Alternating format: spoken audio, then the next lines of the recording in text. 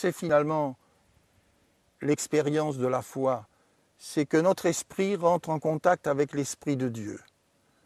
Et ça produit une illumination spirituelle. Ce n'est pas une illumination du hurluberlu, c'est une illumination intérieure, parce qu'on a besoin d'être éclairé intérieurement, et ceux qui ne vivent qu'au contact des sensations, que des niveaux humains, sont des gens qui vivent peu de choses. Mais ceux qui ont des révélations de Dieu, comme les prophètes par exemple, ils recevaient des révélations. Et c'est par ces révélations qu'ils parlaient. Dieu leur montrait des choses. Dieu nous montre des choses pour nous faire avancer dans son chemin de foi. Et nous pouvons dire avec Sergine que nous avons vécu des centaines et des milliers de miracles dans différents domaines, le domaine de la guérison, le domaine de la protection de Dieu. Dieu nous a avertis parfois de certaines choses qui allaient se produire et nous a évité des expériences douloureuses et difficiles, voire mortelles. Il est celui qui nous parle et qui aime avoir contact avec nous. Mais c'est vrai qu'avec ça, nous avons un combat. Nous avons un combat de l'opposition. Nous ressentons parfois des atmosphères qui sont pénibles, qui sont difficiles. Ce n'est pas la vie en rose, la foi.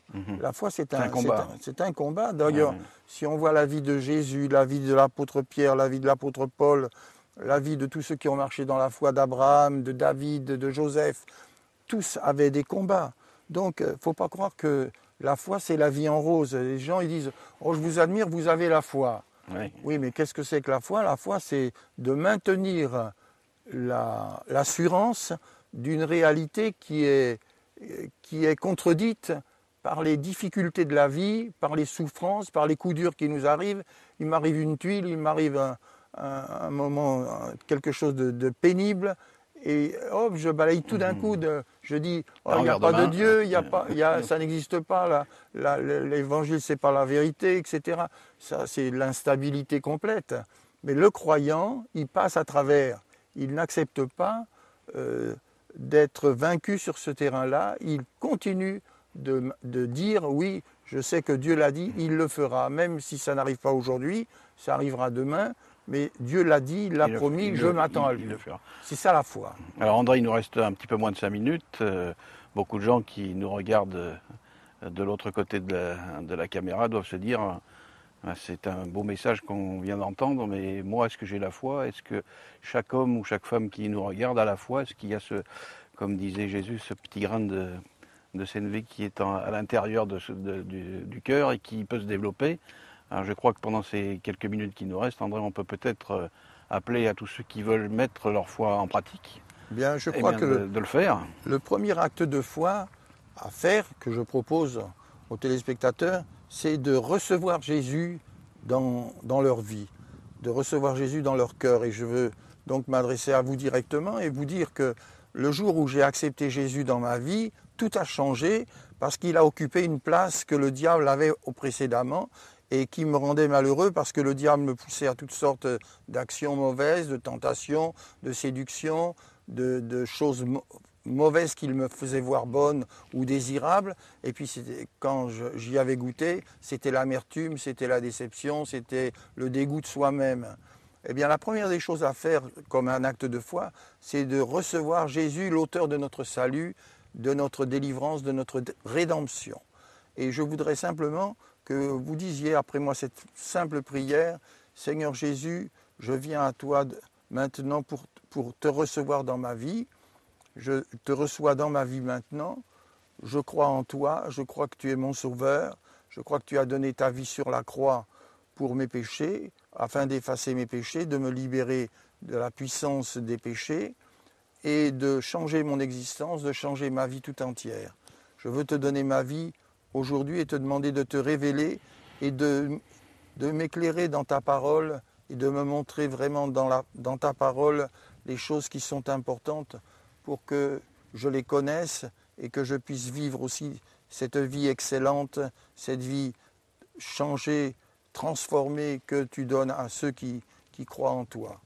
Et je voudrais maintenant prier aussi pour ceux qui sont malades, pour ceux qui ont des problèmes de santé et qui ont le désir d'être touchés par Jésus, qui veulent le toucher et qui veulent être touchés par Jésus. Et je vous propose simplement de venir à l'écran et de venir joindre votre main à la mienne.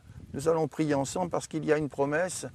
Là où 2 ou 3 sont réunis en mon nom, s'ils demandent une chose quelconque en mon nom, je la leur donnerai. Alors nous avons cette promesse et beaucoup de personnes qui ont fait cette démarche de foi ont reçu la bénédiction du Seigneur sur le plan physique et ont été guéris de leur maladie. Alors je veux maintenant vous demander de venir toucher l'écran et si vous ne pouvez pas vous déplacer, eh bien demandez à une personne dans votre pièce, dans votre maison de venir vous prendre par la main et que puisse toucher l'écran. Nous allons faire une chaîne d'amour et de foi pour aller vers le Seigneur maintenant afin qu'il vous touche. Seigneur, je veux te remercier parce que tu es là dans l'invisible et parce que tu vois ceux qui s'approchent de toi à travers ce simple geste enfantin de foi. Mais ce geste-là, tu le vois, comme tu as vu ce ministre d'Éthiopie qui lisait ta parole. Eh bien, Seigneur, tu touches maintenant ces personnes dans cet instant. Tu les touches et tu les guéris, Seigneur, par ta main puissante. Merci parce que ces mains ont été percées et nous ont donné la signature de ton amour à la croix, à la croix. Tu as accepté d'être cloué en spectacle pour les hommes de toutes les générations, de toutes les civilisations, de toutes les nations.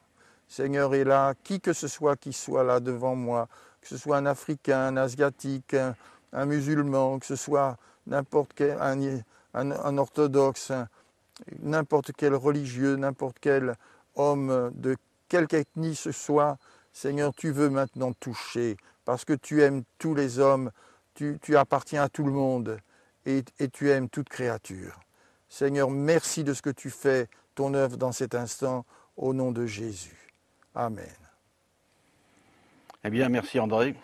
On se retrouvera lors d'une prochaine émission. Merci de nous avoir suivis. J'espère que ce témoignage de la foi cet enseignement de la foi vous a beaucoup touché. Vous pouvez consulter notre blog, vous pouvez consulter notre site internet, nous appeler, nous écrire. Nous nous ferons un plaisir de vous répondre. Nous vous disons à très bientôt et à la prochaine fois. Au revoir.